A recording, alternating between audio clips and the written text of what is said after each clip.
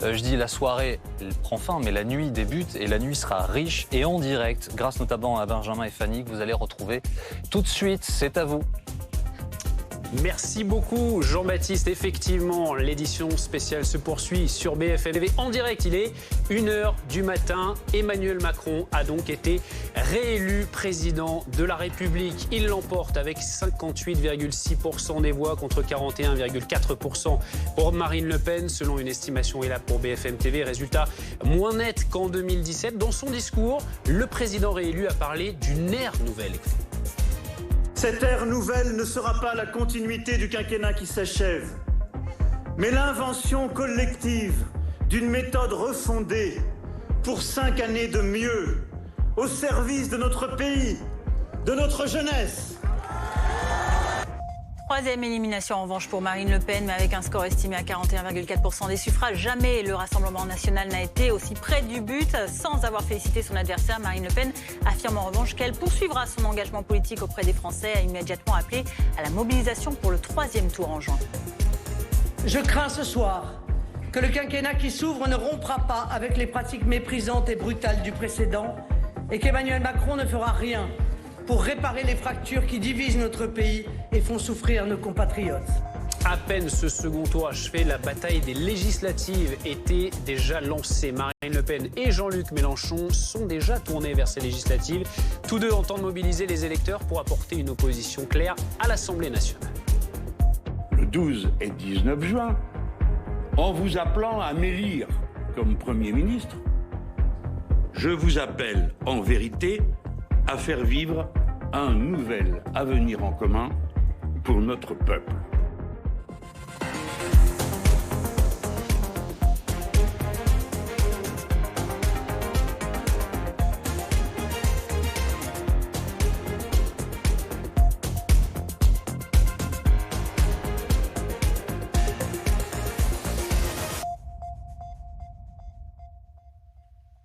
Emmanuel Macron a donc été réélu président de la République avec 58,6% des voix contre 41,4% pour Marine Le Pen. Selon des résultats pas encore définitifs, les Français ont fait majoritairement le choix de la continuité. Le chef de l'État a célébré cette victoire au Champ de Mars, au pied de la Tour Eiffel, où il est arrivé peu avant 21h. Et il a longtemps marché, encore une fois, comme il y a 5 ans dans la cour du Louvre, avec le son toujours de l'hymne européen par Beethoven. Mais cette fois, il n'était pas seul. Il était Emmanuel Macron accompagné de son épouse, Brigitte Macron, ainsi que d'enfants et de jeunes.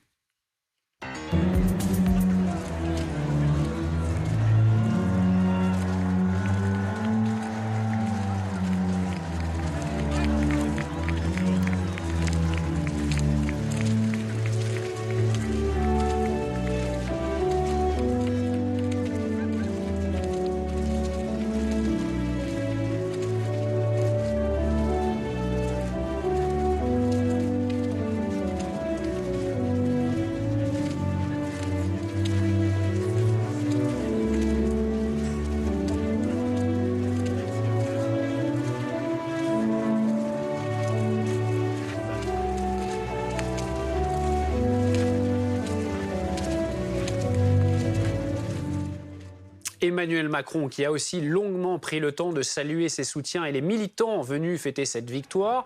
Une soirée qui aura été très sobre et finalement assez courte. Mathieu Coache était au Champ de Mars pour BFM TV.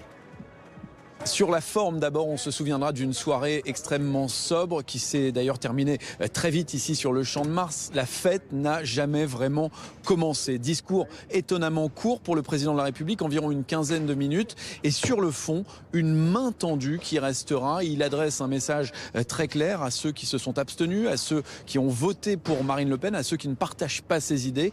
Parce qu'une nouvelle ère, dit Emmanuel Macron, a commencé. Ça ne sera pas la continuité, mais l'invention d'une nouvelle méthode refondée pour 5 ans de mieux, dit Emmanuel Macron, qui parle très clairement aux électeurs de Marine Le Pen. Écoutez. Ce projet, je veux le porter avec force pour les années qui viennent, en étant dépositaire aussi des divisions qui se sont exprimées et des différences, et en veillant chaque jour au respect de chacun, et en continuant d'œuvrer à une société plus juste et à l'égalité entre les femmes et les hommes. Cette ère nouvelle ne sera pas la continuité du quinquennat qui s'achève, mais l'invention collective d'une méthode refondée pour 5 années de mieux, au service de notre pays, de notre jeunesse.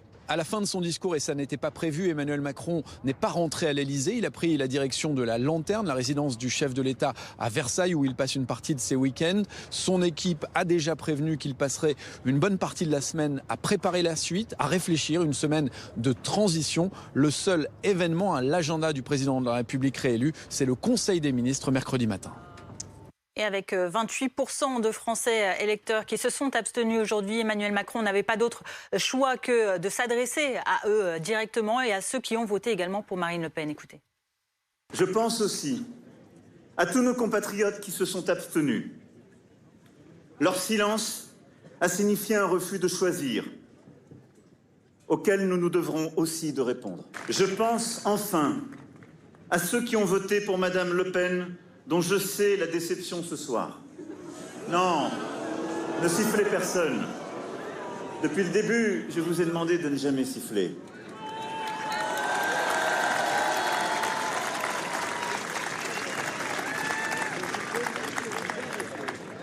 Parce que,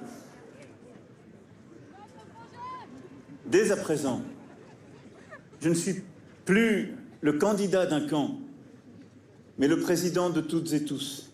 De nombreuses réactions, évidemment, après la réélection d'Emmanuel Macron, celle notamment de la fille de Brigitte Macron, Tiffaine Ozière, qui s'est confiée à BFM TV après la victoire d'Emmanuel Macron. Sa parole est très rare.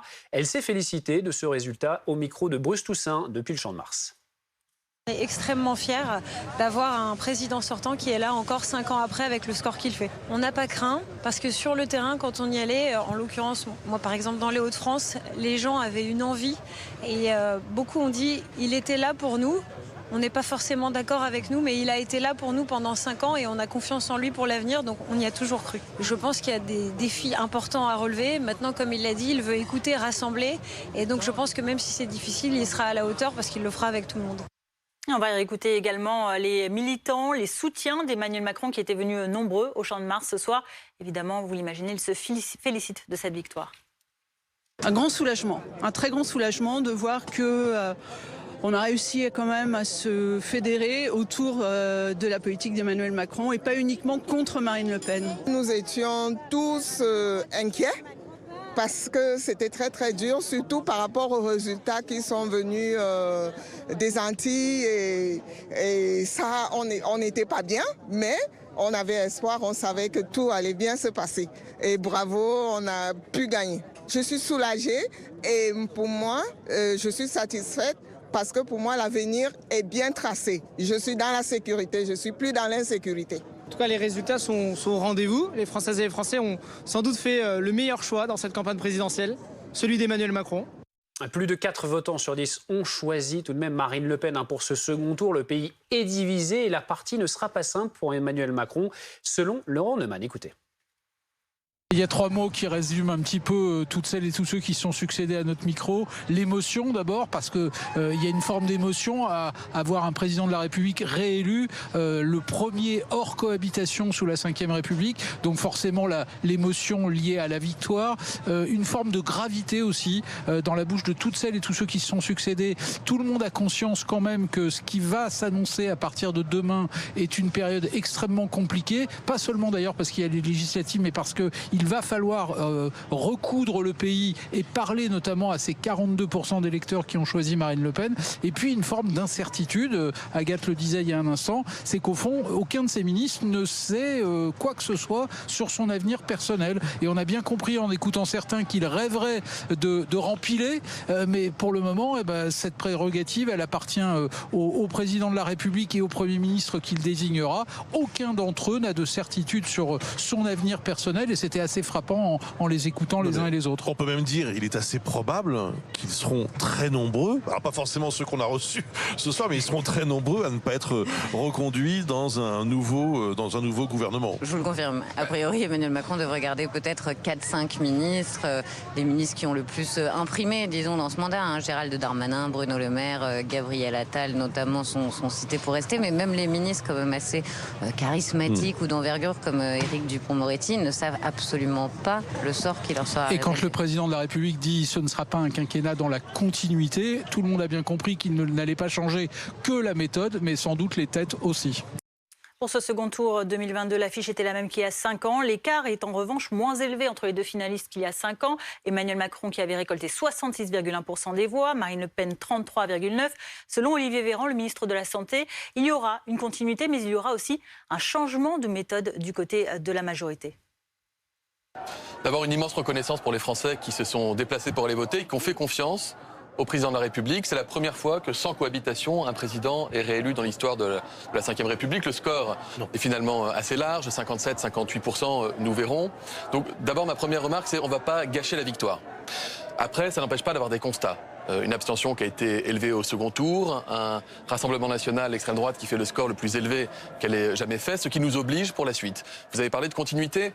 Oui, il y aura la continuité puisque c'est le président qui est réélu, mais il n'y aura pas la continuité dans la façon de mener l'action publique.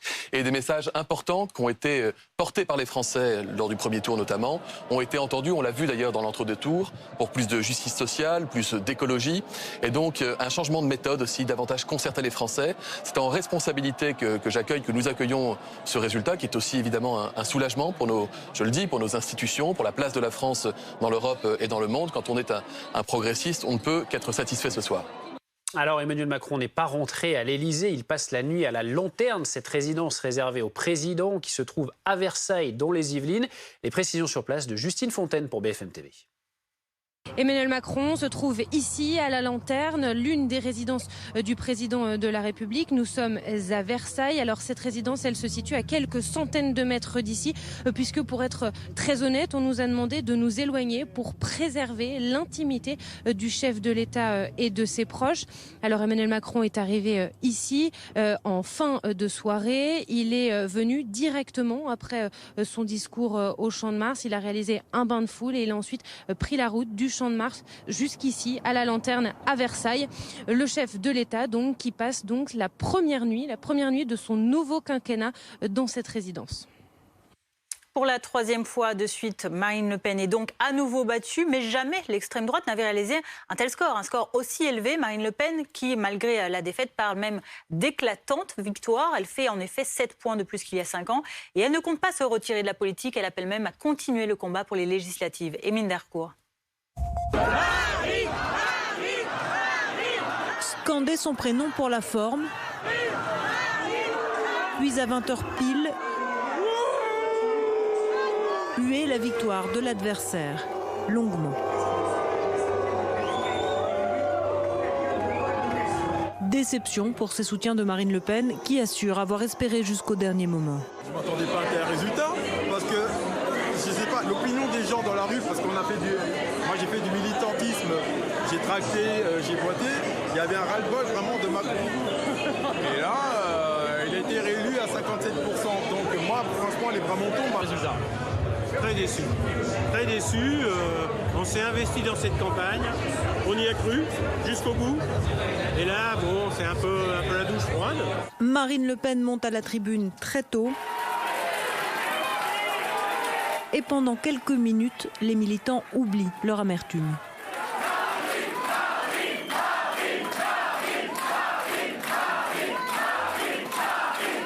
Mesdames et messieurs,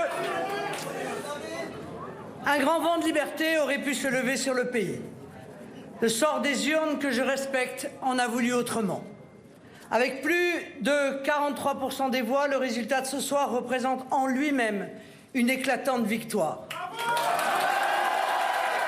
Marine Le Pen a près de 2,5 millions de voix de plus qu'au deuxième tour de 2017. Nous lançons ce soir la grande bataille électorale des législatives. Le score historique de ce soir place notre camp dans d'excellentes dispositions pour obtenir un grand nombre de députés en juin prochain. Je le redis, jamais je n'abandonnerai les Français. Vive la République, vive la France! Allons enfants de... La Marseillaise résonne et les militants tentent de se remotiver. Il reste 7 semaines avant les législatives. On recommence ce travail pour les législatives.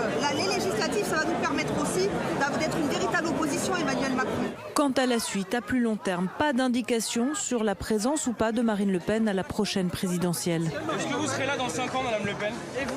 Pendant que Marine Le Pen poursuit son bain de foule, Éric Zemmour se tient en embuscade et fait les comptes. C'est la 8e fois, souligne-t-il, que la défaite frappe le nom de Le Pen. Benjamin Duhamel était au pavillon d'Armenonville, au Bois de Boulogne, où Marine Le Pen a fait son discours. Il nous en dit plus sur l'ambiance là-bas et sur les prochains défis de Marine Le Pen. Ce qui était assez étonnant, c'est que c'était pas vraiment une ambiance. Il y avait de la déception, bien sûr, comme il y en a dans ce genre de situation, mais pour autant, les gens ne sont pas tombés de leur chaise, comme si, au fond, ils avaient anticipé le fait que c'était perdu, ou du moins que ça allait être très difficile. Donc vous avez raison, là, premièrement, elle parle d'une éclatante victoire. C'est fait un peu penser à Valéry Giscard d'Estaing, qui en 1980, quand il perd, dit « ce n'est pas une défaite, c'est une non-victoire ». Et on voit bien que souvent, les perdants politiques, le soir de leur défaite, n'ont pas tendance tout de suite à dire, et de la même manière, c'est quelque chose s'est levé. C'est insupportable, cette langue de bois, c'est insupportable. Alors, donc ça, c'est le premier élément. On dit ça. Et puis, voilà, Robert Ménard, donc allié de Marine Le Pen, qui dit que c'est insupportable. Moi, je suis vous êtes libre. Je suis pas au Rassemblement national. Non, c'est vrai. J'ai appelé à voter Marine Le Pen en faisant la liste de tous mes désaccords. Mais de l'autre côté, je constate que sur le pouvoir d'achat, sur la sécurité... Monsieur Ménard, reprenons pas, s'il vous plaît. Et le deuxième... J'essaie d'expliquer qu'on peut avoir des positions nuancées. Oui, bien sûr. Ça, je pense que dans la campagne, on a compris que vous pouviez avoir des positions nuancées par rapport à Marine Le Pen. Et la deuxième chose qui était intéressante, c'est à ceux qui s'interrogeaient sur l'avenir de Marine Le Pen, sur le fait de savoir si elle allait ou non continuer son engagement politique. Là, pour le coup, il n'y avait pas l'ombre d'un doute. C'est-à-dire qu'elle dit qu'elle sera là. De ce que l'on comprend quand on discute avec ses proches à l'issue de ce discours, elle sera candidate aux législatives dans sa circonscription d'Hénin-Beaumont. Peut-être ne reprendra-t-elle pas le flambeau de la présidence du parti où Jordan Bardella officie, mais à ceux qui espéraient qu'elle arrête le combat politique, on a plutôt compris que ce n'était pas le cas. Donc voilà ce qui était assez singulier comme ambiance. C'est vrai qu'il y a un degré de violence de cette campagne d'entre-deux tours que Marine Le Pen a évoqué, et on sent bien que, il ne s'était pas attendu à ce qu'il y ait une telle rediabolisation, et donc sans doute cette rediabolisation-là a laissé des traces, ce qui peut expliquer le côté un peu effectivement mauvais perdant de ne pas féliciter Emmanuel Macron pour sa victoire. Le maire de Béziers, que l'on vient d'entendre, Robert Ménard, avait appelé à voter pour Marine Le Pen avant le second tour. Alors comment explique-t-il cette défaite? Il y a eu des erreurs, selon lui. Si j'étais au Rassemblement national, j'en serais content. Ça fait 8 ou 10% de plus. Honnêtement, c'est une déception. Moi, je ne vais pas vous raconter que je trouve que c'est une bonne chose. C'est évidemment une déception. Alors, c'est une déception, pourquoi ? Parce que, manifestement, il y a un plafond de verre que le Rassemblement national n'arrive pas à franchir. Deuxièmement, parce qu'on était parti quand même, je dis on, puisque j'ai appelé à voter Marine Le Pen, avec au lendemain du premier tour, ça devait être 49, 51. Là, on arrive presque 10 points en moins. Ça veut dire que peut-être que cette droite-là ne s'est pas expliquée. Elle fait encore peur. Elle fait encore peur parce que sur un certain nombre de points, je pense qu'elle se trompe. Quel est le profil des votants ainsi que leur catégorie socio-professionnelle? Le décryptage et l'analyse de ce vote du second tour avec notre journaliste Céline Pitlet. Grâce à notre sondage ELAB du jour, d'abord, premier enseignement, presque la moitié des électeurs d'Emmanuel Macron ont voté pour lui pour faire barrage à Marine Le Pen. 47% de ces électeurs étaient dans cette démarche donc de faire barrage à la candidate du Rassemblement national. En revanche, 53% ont voté pour lui par adhésion. Emmanuel Macron, il a fait la différence sur deux catégories d'âge. D'abord, les plus jeunes, les 18-24 ans, 59% ont voté pour lui contre 41% pour Marine Le Pen. Mais surtout, les plus âgés, et là c'est encore plus net, vous allez le voir, 75%, donc les 3/4 des 65 ans et plus ont voté pour Emmanuel Macron, 25% pour Marine Le Pen. Si on prend maintenant les catégories socio-professionnelles, 71% des cadres ont glissé un but bulletin de vote Emmanuel Macron. Du côté des ouvriers, en revanche, on a boudé le président. 32% pour Emmanuel Macron contre 68% pour Marine Le Pen. Sur quel dossier, Céline, est-ce que les électeurs attendent prioritairement le président réélu ? Eh bien, surtout sur le pouvoir d'achat. C'est extrêmement net. 60% des Français disent que c'est le thème prioritaire pour le président, suit la santé à 29%, puis l'environnement et l'écologie à 26%. Et juste derrière, ce sont les retraites. Comment ont voté les électeurs de Jean-Luc Mélenchon ? Alors, 44%, une majorité, a choisi l'abstention, le vote blanc ou le vote nul. 38% a voté pour Emmanuel Macron et seulement 18% pour Marine Le Pen. On commence à avoir des résultats qui nous remontent des villes et notamment du Havre. Le Havre, c'est la ville de l'ancien Premier ministre Édouard Philippe, mais c'est une ville aussi qui a voté pour Jean-Luc Mélenchon au premier tour à 30%. Il était en tête. Et bien là, pour ce second tour, c'est Emmanuel Macron qui arrive en tête au Havre à plus de 63% des voix contre 36% pour Marine Le Pen. L'autre enseignement de ce second tour de la présidentielle, c'est ce chiffre. Le chiffre de l'abstention, il est estimé à 28%. Vous le voyez sur ces estimations ELAB, un record pour un second tour de la présidentielle, record depuis 1969. Le troisième tour a lui commencé avec la bataille des législatives qui a déjà été lancée dès ce dimanche soir. Jean-Luc Mélenchon, troisième au premier tour, a pris la parole peu après les résultats et il a fait savoir qu'il comptait sur les élections législatives pour devenir Premier ministre. Pour ce second tour, Mme Le Pen et M. Macron représentaient à peine plus du tiers des électeurs inscrits. Les urnes ont tranché. Madame Le Pen est battue.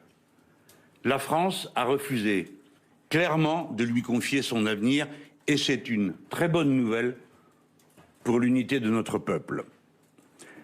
À présent, M. Macron est le plus mal élu des présidents de la Ve République. Sa monarchie présidentielle survit par défaut et sous la contrainte d'un choix biaisé. Il surnage dans un océan d'abstention, de bulletins blancs et nuls. Ma pensée se tourne vers les futures victimes de cette situation. Les personnes qui vivent du RSA et devront travailler gratuitement pendant 20 heures. Les personnes usées qui partiront à la retraite 3 ans plus tard. Les personnes prises à la gorge financièrement et qui ne verront pas les prix être bloqués. Les personnes qui savent à quel point l'inaction écologique de M. Macron est un crime. Les personnes qui voient avec tristesse l'État détruit et le pays vendu à la découpe. À toutes et à tous, je dis, ne vous résignez pas. Au contraire, entrez dans l'action, franchement, massivement. La démocratie peut nous donner de nouveau le moyen de changer de cap. Le troisième tour commence ce soir. Alors revenons sur l'une des déclarations de Jean-Luc Mélenchon ce soir. Emmanuel Macron est-il le président le plus mal élu, comme l'a déclaré le candidat malheureux au premier tour? Écoutez la réponse de Philippe Corbet, chef du service politique de BFM TV.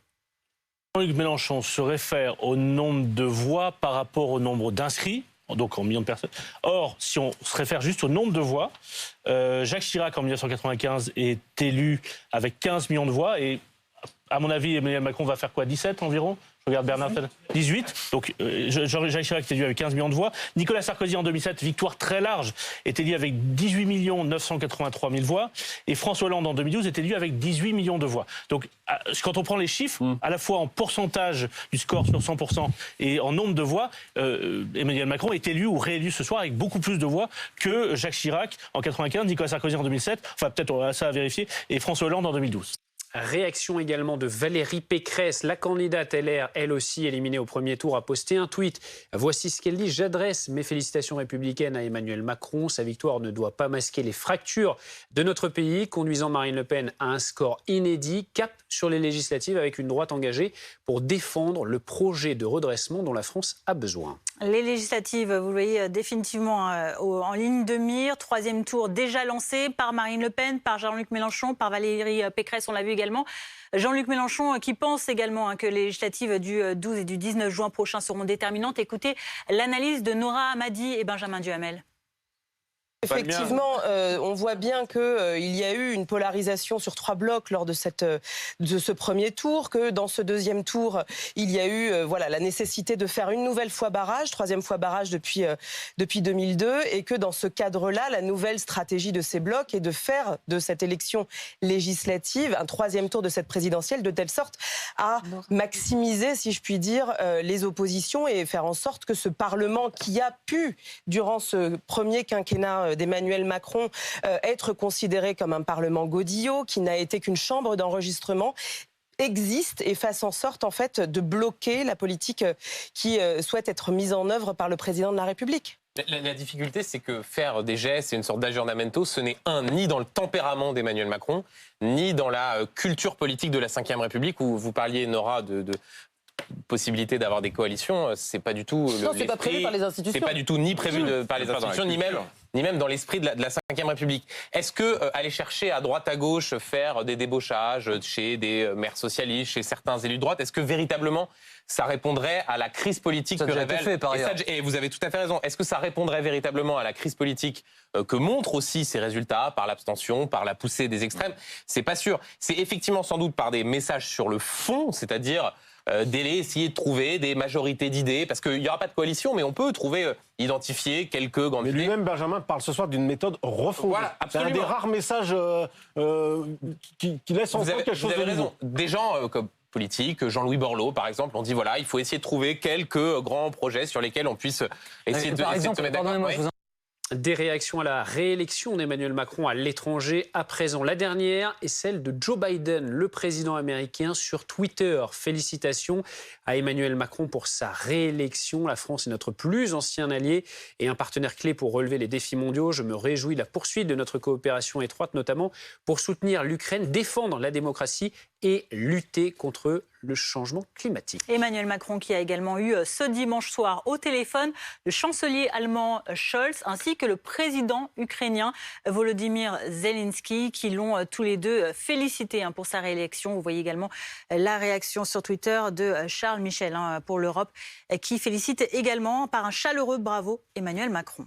Alors on le voit, beaucoup de félicitations sur Twitter, notamment à l'étranger. Tour d'horizon avec Raphaël Grabli qui est le chef du service tech de BFM TV. Un tweet symbolique, le président ukrainien qui félicite Emmanuel Macron pour sa victoire. Alors je lis, il lui souhaite de nouveaux succès pour le bien du peuple français.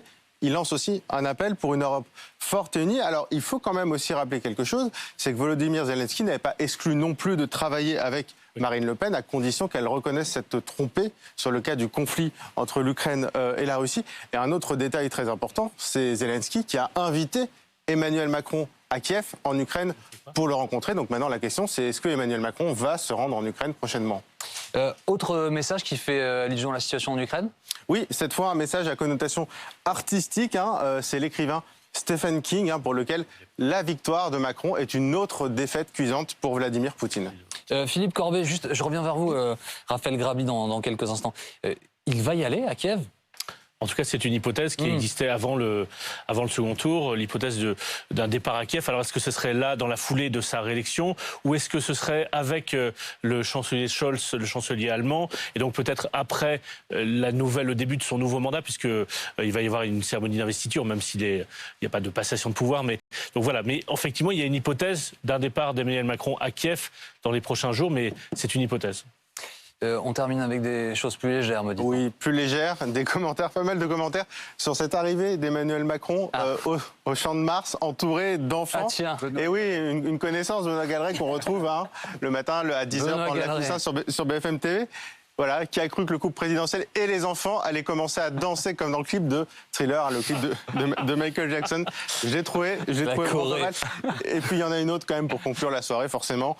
Il est tard, alors un tweet sous forme d'avertissement. S'il y a des enfants de la zone B autour d'Emmanuel Macron, je rappelle qu'il y a école demain.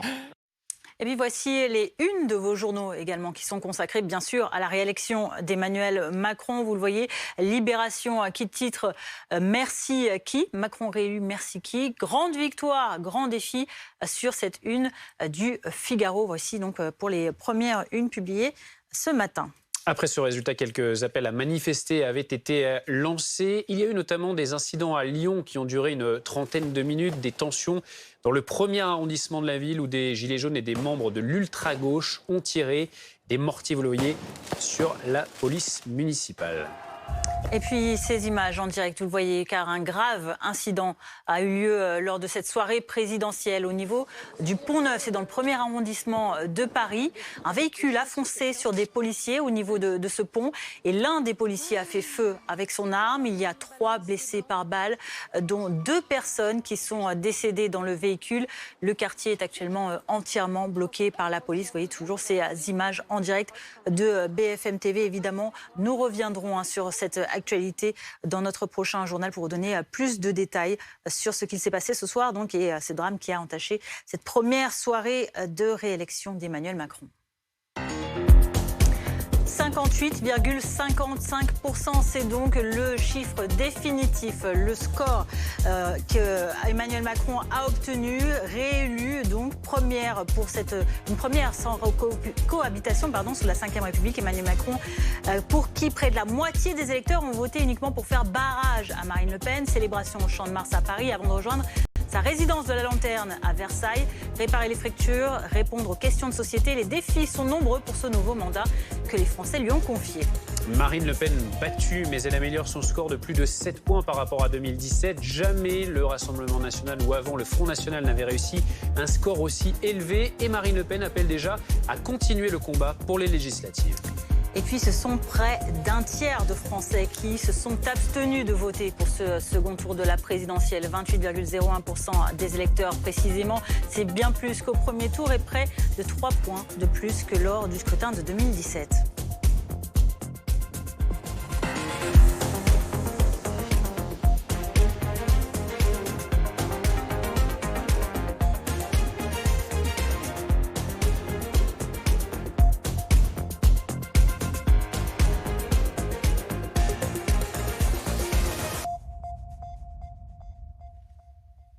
L'affiche est donc la même qu'il y a 5 ans. L'issue également, Emmanuel Macron est réélu président de la République. Voici les résultats définitifs communiqués par le ministère de l'Intérieur il y a tout juste quelques minutes. 58,55%, vous le voyez, des électeurs ont voté pour Emmanuel Macron contre 41,45% pour Marine Le Pen. C'est le meilleur score historique pour le parti d'extrême droite. Plus de 17 points d'écart séparent les deux candidats, pas si serré qu'envisagé avant ce second tour.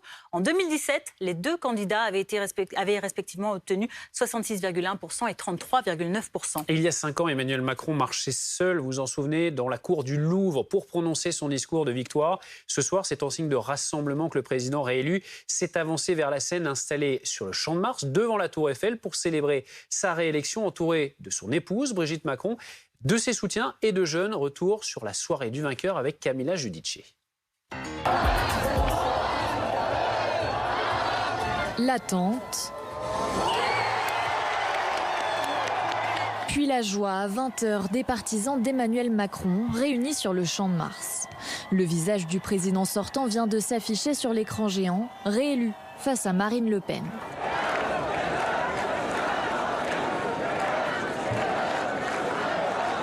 Au pied de la Tour Eiffel, les soutiens d'Emmanuel Macron font leur arrivée. Les membres de son gouvernement, son ancien Premier ministre Édouard Philippe, qui s'offre même un bain de foule. Puis vers 21h30 enfin, le président fraîchement réélu arrive à son tour, alors que résonne l'hymne à la joie, l'hymne européen.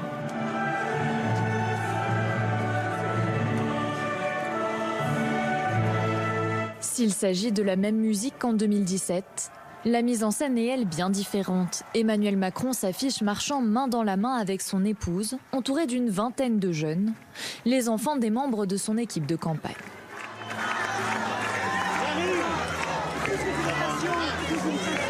Dès le début de son discours, il remercie ses soutiens et électeurs, mais se pose comme le président du Rassemblement. Dès à présent, je ne suis plus le candidat d'un camp, mais le président de toutes et tous.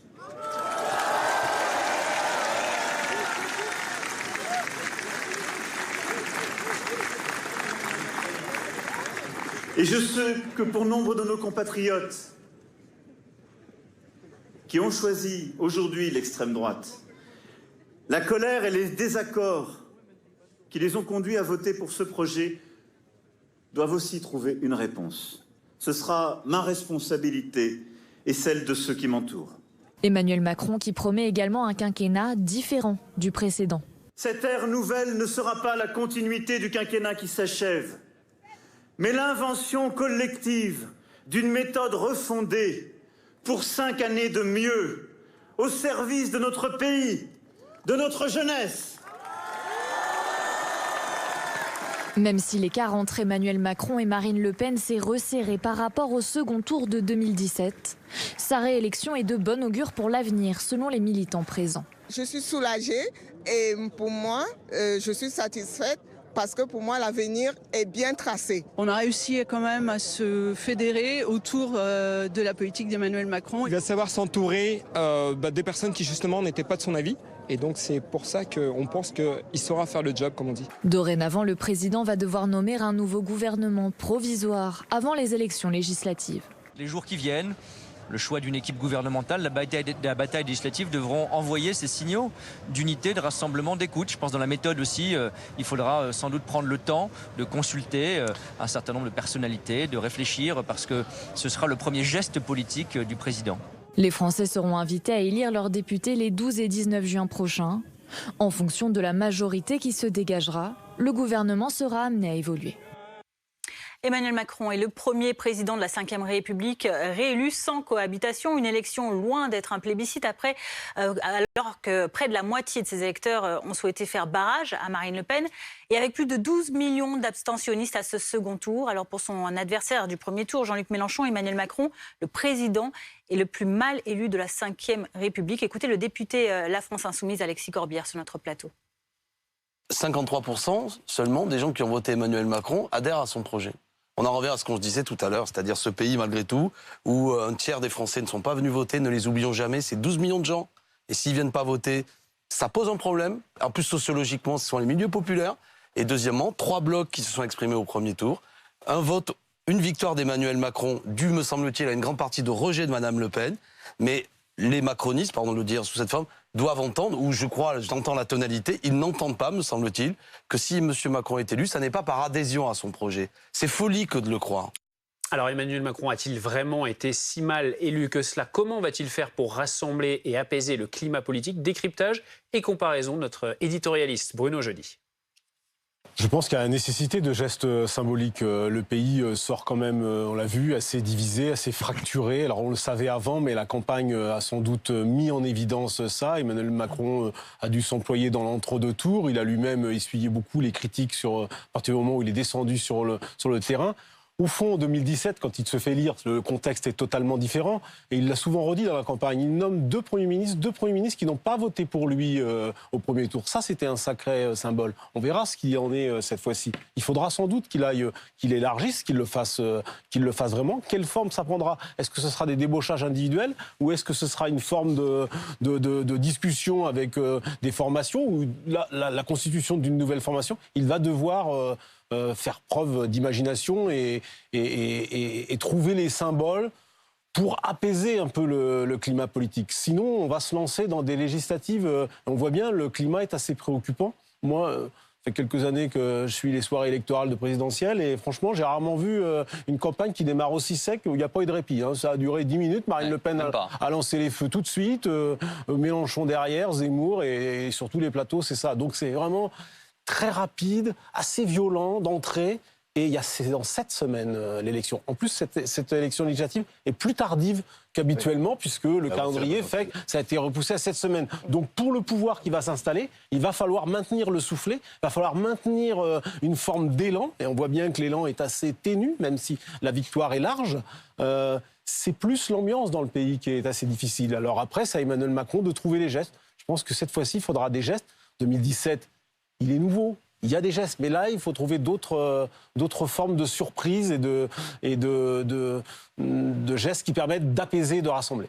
Avec une base politique aussi friable que celle qu'on décrit, avec en plus un rapport personnel au peuple aussi contesté, parce qu'il est quand même extrêmement détesté, s'il ne tient pas ses promesses, il aura du mal à finir son quinquennat sans un énorme trouble social. Ça peut même arriver plus vite que prévu. On voit bien que l'automne, entre la crise économique qui se profile sur fond de guerre en Ukraine et de suite de l'épidémie, de crise sociale qui fera suite évidemment aux réformes difficiles qu'Emmanuel Macron va faire passer, notamment les retraites, plus la jeunesse qui a été brutalisé dans le confinement par la maladie et qui va arriver à l'université là en octobre, tout ça est réuni pour que l'automne dès 2022 soit très très chaud. Donc il doit tenir ses promesses et même aller au-delà de ses promesses. Alors il fait quoi? Qu'a-t-il dit à Figeac? Il a dit: je vous promets considération et goût pour l'avenir. Considération, ça veut dire qu'il faut qu'il retisse, qu'il rabiboche la France avec son dirigeant. C'est un gros travail personnel sur lui-même. Ça veut dire aussi un gros travail de décentralisation, de relance des partenaires sociaux, de discussion, d'oxygénation de la démocratie. Et puis, le goût pour l'avenir, c'est des réformes. C'est des réformes, certaines douloureuses mais courageuses. Sans doute travailler plus, remettre les comptes sociaux d'équerre, sans doute essayer de doper la construction européenne pour qu'on change de dimension dans nos réponses aux crises mondiales. Et puis ce goût pour l'avenir, c'est là encore remettre la jeunesse au cœur du travail du gouvernement. Ce qui doit être fait pour ceux qui ont 20 ans et qui, pendant 20 ans, vont traverser une période d'efforts et de sacrifices. Et même parmi les soutiens d'Emmanuel Macron, Bruno Le Maire, le ministre de l'économie, est bel et bien conscient de l'élection en demi-teinte d'Emmanuel Macron, mais aussi des défis qui attendent le président réélu. Écoutez. Je dirais bravo, et le plus dur commence, mais je pense qu'il le sait. On a un pays qui est profondément fracturé, qui a donné un mandat très clair au président de la République, c'est une très bonne chose, mais qui ne doit pas nous faire oublier qu'il y a, comme Emmanuel Macron l'a rappelé, des fractures, des divisions, notamment territoriales, dont il va falloir tenir compte dans le prochain mandat et auxquelles il va falloir apporter des réponses très concrètes le plus vite possible. Après sa célébration au Champ de Mars à Paris, Emmanuel Macron a quitté les lieux en voiture et en famille, direction la Lanterne, la résidence des présidents située à Versailles, un transit par son luxueux domicile qui pourrait bien faire grincer des dents chez les Français les plus précaires qui ont voté pour lui pour faire barrage au Rassemblement national, mais aussi de Jean-Luc Mélenchon qui qualifie régulièrement Emmanuel Macron de monarque président, une fuite du président donc pour Pierre Jacquemin, rédacteur en chef du magazine Regard. Pour La Pen, il y a vraiment un côté courage fuyant. Il n'a pas été extrêmement bien élu. Il est élu, et tout le monde l'a reconnu ce soir. Bruno, non, il n'a pas été aussi bien élu qu'en 2017, par exemple, avec une forte participation. C'est une réélection quand même. Une forte progression, en tout cas significative, de l'extrême droite. Donc il y a un côté courage fuyant. C'est vrai qu'il est président de la République, il appartient presque aux Français. Il y a quelque chose de sacrificiel. Normalement, le soir d'un second tour, il devrait aller faire un bain de foule, rencontrer des gens, aller au moins, à minima, saluer ses sympathisants. Mais bon, est-ce bien là l'essentiel? Je n'en suis pas sûr. Le signal est là quand même. Au Champ de Mars, il y avait des sympathisants, il a passé du temps avec eux avant, après le discours. Donc, il a vu ses sympathisants, il n'est pas allé au QG parce qu'il n'y a personne au QG, ils étaient au Champ de Mars. Mais il n'est pas allé au Fouquet's, par exemple. Enfin, je dis ça parce que ça a été resté comme un... Non, mais... c'est vrai. Mais parce qu'en 2007, c'était resté comme un symbole du début de la présidence Nicolas Sarkozy. Est-ce que... Il avait eu la coupole il y a 5 ans. Au soir du premier tour. La rotonde, pardon. Enfin, c'est dans la même veine, Philippe, Jacques Chirac réélu en 2002 et rentre à l'Élysée.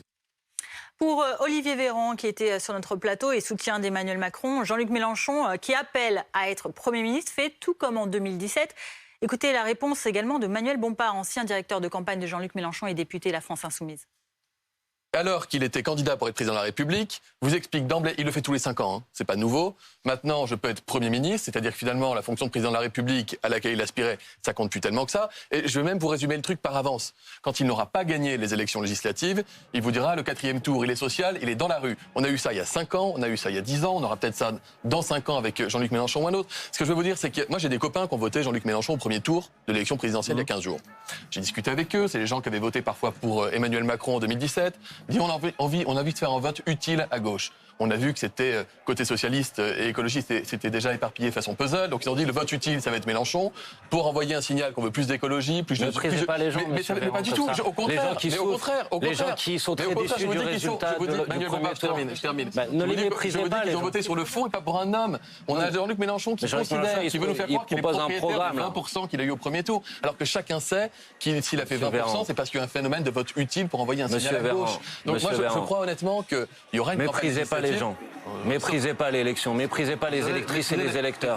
C'est ce que vous êtes en train de faire. Vous considérez que l'élection législative, elle sert à rien. Pour expliquer que la présidentielle n'a servi à rien parce qu'on l'a perdue. Jean-Luc Mélenchon ne reconnaît pas une élection tant qu'il ne l'a pas gagnée. Quand il la perd, il dit c'est dans la rue que ça va se jouer. On le connaît. Supprimer les élections législatives, M. Véran, si elles servent à rien. Pas du tout, au contraire.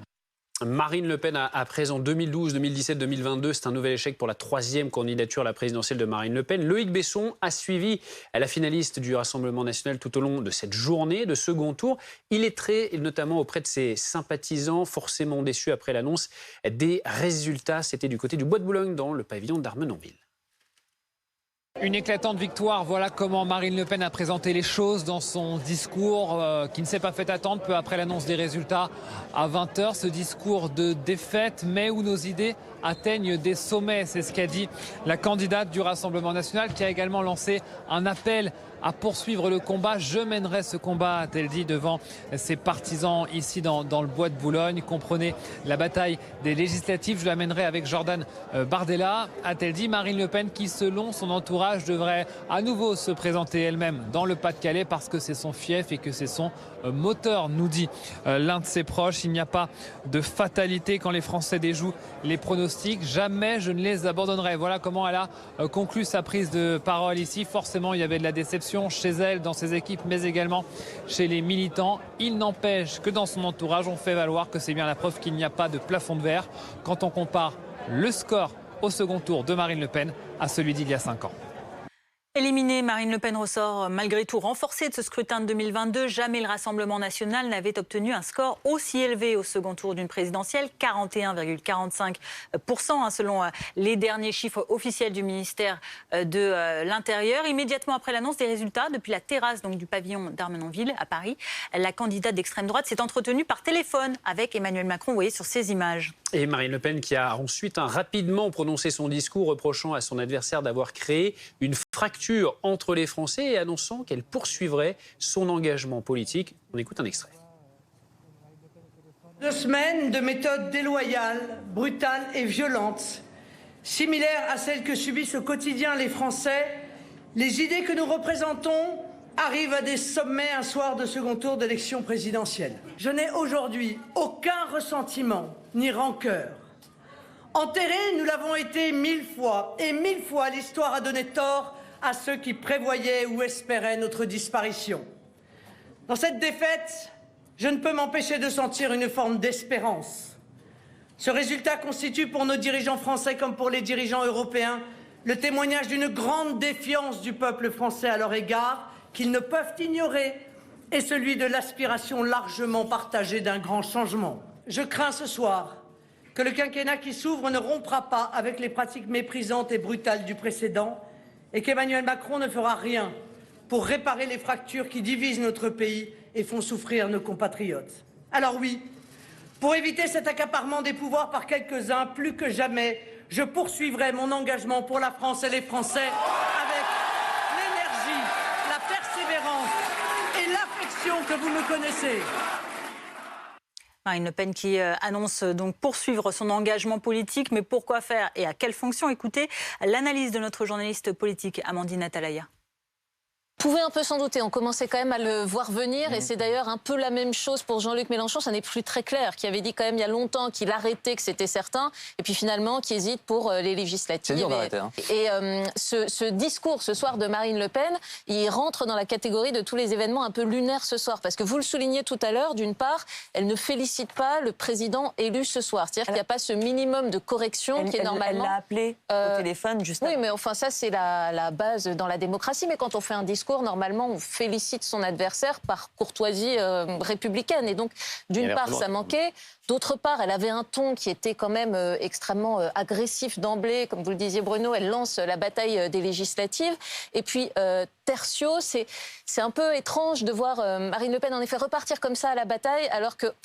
Ces derniers temps, on avait plus ou moins compris qu'elle n'y croyait plus elle-même, Marine Le Pen. Il y avait ce débat où elle n'avait pas attaqué Emmanuel Macron. Enfin, elle semblait faire une fin de campagne sans trop y croire elle-même. Donc, elle veut maintenant se poser comme la future chef de l'opposition à nouveau.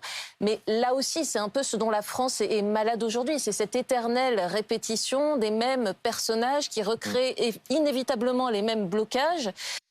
À l'image de leur candidate, les élus RN se sont immédiatement projetés, eux aussi, immédiatement après l'annonce des résultats sur le 3e tour de la présidentielle, les élections législatives. Elles auront lieu les 12 et 19 juin prochains. L'occasion de créer une opposition au président de la République à l'Assemblée, comme le détaillait sur notre antenne le porte-parole de Marine Le Pen, Julien Sanchez. Pour ce qui est du discours du chef de l'État réélu, moi je ne crois pas du tout en sa sincérité et je n'y ai jamais cru depuis 5 ans. Il l'a d'ailleurs prouvé dans tous ses actes. Donc les discours c'est bien, les actes c'est mieux. Nous verrons ce qu'il fera dans les prochains mois et les prochaines années. Mais d'ores et déjà, je pense qu'il ne faut pas lui accorder les pleins pouvoirs. Je pense qu'il faut vraiment que les Français se saisissent des élections législatives, qui sont des élections presque plus importantes que l'élection présidentielle, parce que ce sont les parlementaires qui font aussi la loi. Et je crois qu'il est important d'avoir une opposition très forte à Emmanuel Macron au sein de cette Assemblée nationale. Alors, dans quel état d'esprit se trouvent les militants du Rassemblement national après cet espoir déçu ce soir? On les écoute au micro d'Antoine Forestier, Edgar Becquet et Valentin Rivolier. De la tristesse et de la colère. De la colère contre les Français qui sont inconscients. Ceux qui ont voté blanc et ceux qui ont voté Macron. À moins qu'ils s'y retrouvent. Mais ce n'était pas la plupart des Français. Pour moi, c'est un résultat honorable. C'est un score historique pour le Rassemblement national, marqué aussi par une abstention record qu'on n'avait pas enregistrée depuis 1969. Donc voilà, les électeurs ne se sont pas suffisamment mobilisés. C'est une grande déception, mais ce n'est pas une surprise. C'est-à-dire on a vu une levée de bouclier de tous les médias français contre Marine Le Pen. Donc, la surprise n'est pas là. Alors, l'autre enseignement à tirer de ce second tour de la présidentielle, autre chiffre à analyser, c'est celui de l'abstention donc pour ce second tour. 28,01% selon les chiffres définitifs du ministère de l'Intérieur. C'est près de 4 points de plus qu'il y a 5 ans avec les mêmes candidats finalistes. Et puis cela représente surtout près de 12 millions de Français qui n'ont pas souhaité choisir aujourd'hui entre Marine Le Pen et Emmanuel Macron. Une tendance déjà sensible au premier tour et qui démontre un profond problème de démocratie auquel devra répondre le président réélu. L'analyse sur notre antenne de Caroline Michel-Aguirre, grand reporter au service politique du magazine l'Obs. La vedette de cette élection et de cette campagne, et c'est bien la tristesse qui nous étreint tous malgré tout, c'est l'abstention. On a cessé d'en parler, on a cessé d'en parler dans l'entre-deux tours, et l'enjeu majeur pour chacun était d'appeler les électeurs à venir voter, quel que soit leur choix. Il y a un problème démocratique en France. L'enjeu majeur pour Emmanuel Macron, c'est de trouver les moyens qu'il s'exprime démocratiquement, c'est-à-dire qu'il ne s'exprime pas dans la rue par des violences ou par des manifestations très très vite. Donc ça, il en a conscience. Malgré tout, il ne nous a absolument rien dit de la manière, c'est-à-dire que soudainement, il utilise depuis quelques semaines des mots comme invention d'une nouvelle méthode. On ne sait pas en vérité de quoi il en retourne. Et l'enjeu pour lui, il est de répondre à la fois à cette promesse démocratique et de montrer qu'il y sera capable d'y répondre personnellement. Parce que ce n'est pas faire insulte à Emmanuel Macron de dire qu'il n'a pas le profil d'une Angela Merkel et qu'on l'imagine difficilement arriver à un compromis à l'allemande. Il s'est surtout caractérisé jusqu'à présent par son côté jupitérien. Faire pencher la balance du côté des nationaux pendant la campagne présidentielle, Éric Zemmour entrevoit dans les législatives des 12 et 19 juin l'opportunité d'une union des droites à laquelle il prendra part. Les précisions de notre reporter Marie Gentric. Éric Zemmour a commencé par exprimer sa tristesse. Les amoureux de la France ont perdu, c'est ce qu'a déclaré le chef de file du parti Reconquête. Éric Zemmour a donc déploré la défaite de Marine Le Pen en expliquant que cette défaite, ça faisait longtemps qu'il la voyait venir et que c'est pour ça d'ailleurs qu'il s'était présenté à l'élection présidentielle. Et donc Éric Zemmour a expliqué qu'il n'avait pas réussi à empêcher la réélection d'Emmanuel Macron. Alors après avoir exprimé ses regrets, Éric Zemmour s'est tourné vers le futur et plus particulièrement vers les élections législatives qui arrive d'ici peu. Éric Zemmour a alors appelé à l'union des droites. On l'écoute. C'est pour cela que j'appelle à l'union nationale en vue des législatives.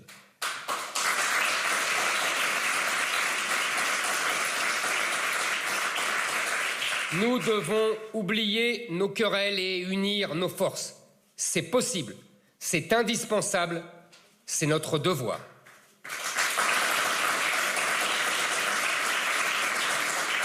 Bâtissons au plus vite la première coalition des droites et des patriotes pour que les élus de Reconquête, du Rassemblement national, de Debout la France et ceux des Républicains qui ne veulent pas se rallier à Emmanuel Macron aient une chance de peser, voire de dominer dans la prochaine Assemblée. Avec ce discours, Éric Zemmour montre donc qu'il a bel et bien l'intention de continuer à peser dans la vie politique française. D'ailleurs, il le disait il y a quelques semaines, s'il n'accédait pas à l'Élysée, il comptait être candidat aux élections législatives, sans préciser toutefois dans quelle circonscription il comptait se présenter. Quelle importance revêtent ces législatives que l'on qualifie souvent de troisième tour? Écoutez les explications de Philippe Corbet, chef du service politique de BFM TV. Mécaniquement, je ne sais pas exactement comment va se passer la campagne législative, mais ce qui risque logiquement d'arriver, c'est que Marine Le Pen aura peut-être au mieux quelques dizaines de députés, Jean-Luc Mélenchon quelques dizaines de députés, et au fond, les 13 millions de voix de Marine Le Pen au second tour de la présidentielle n'auront finalement qu'une répercussion assez limitée au sein de l'Assemblée nationale. Et donc, si à un moment donné la société se crispe, par exemple, autour d'une réforme, par exemple la réforme des retraites, l'Assemblée ne sera pas vraiment l'écho de ce que vivra le pays à ce moment-là. Donc, du coup, un décalage. Donc, le risque que ça se passe dans la rue, c'est aussi ça la conséquence. On l'a vu d'une certaine manière, c'était dans le dernier quinquennat, enfin dans le quinquennat qui sort, dans la législature qui sort, où finalement, au moment des Gilets jaunes, l'Assemblée nationale, c'était quoi? C'était une chambre quasiment exclusivement macroniste. Est-ce qu'elle était l'écho de ce que vivait le pays? Non, évidemment non. Vous le savez, BFM TV est au plus près de cette présidentielle. Pour avoir tous les résultats commune par commune, vous pouvez scanner ce QR code BFM TV qui s'affiche donc en haut à droite de votre écran. Comment les Français, vous, avez réagi à ces résultats du second tour, entre critiques de la mise en scène de la célébration du président réélu ou encore appel parfois à sa démission immédiatement après les résultats? La twittosphère n'a pas toujours été tendre. Tour d'horizon il y a un instant de Raphaël Grabli, chef du service tech BFM TV. Un commentaire sur la mise en scène du Champ de Mars. Alors, une mise en scène un peu étonnante. Alors, il y a une référence au DJ sur le Champ de Mars. Avec ce DJ, une ambiance un peu Coupe du Monde et un décalage avec une France qui est aussi fracturée. Et puis, pour certains, avec le score très important du RN, le score le plus important de l'histoire du mouvement d'extrême droite, 42% des votes. Et c'est vrai que cette ambiance du Champ de Mars, on va dire très festive, presque une ambiance de boîte de nuit, a été assez critiquée sur les réseaux sociaux. Vous avez trouvé l'ambiance décalée, Eric Woerth? Écoutez, c'est une victoire électorale. On l'a faite de façon, j'ai l'impression, ça a été fêté de façon assez modeste. Et il y avait un DJ, il y avait de la musique, on a vu des ministres danser aussi un petit peu. Honnêtement, si on peut plus rien faire, il faut le dire. Enfin, à un moment donné, si on commence à défendre ce type de remarques, alors on sombre. Parce que Marine Le Pen avait dansé il y a 5 ans alors même qu'elle avait perdu. Bon. Un deuxième tweet un peu plus court, je crois. Alors, très court, très sobre. C'est simplement un mot-clé, un hashtag, il va apparaître. Macron démission. Alors pourquoi justement, Eric Woerth, pourquoi je vous montre ce tweet?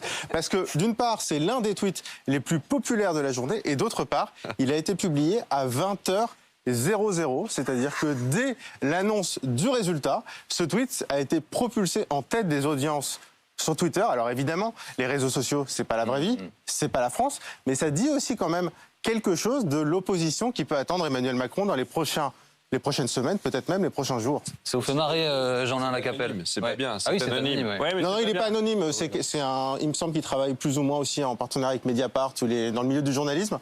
C'est pas tout à fait anonyme. C'est pas son nom? Oui, c'est un pseudo. Ça vous a fait rire, Jean-Lin Lacapelle? Courage. Oui, parce que mais je crois que c'est quelque chose qu'on va entendre pendant 5 ans.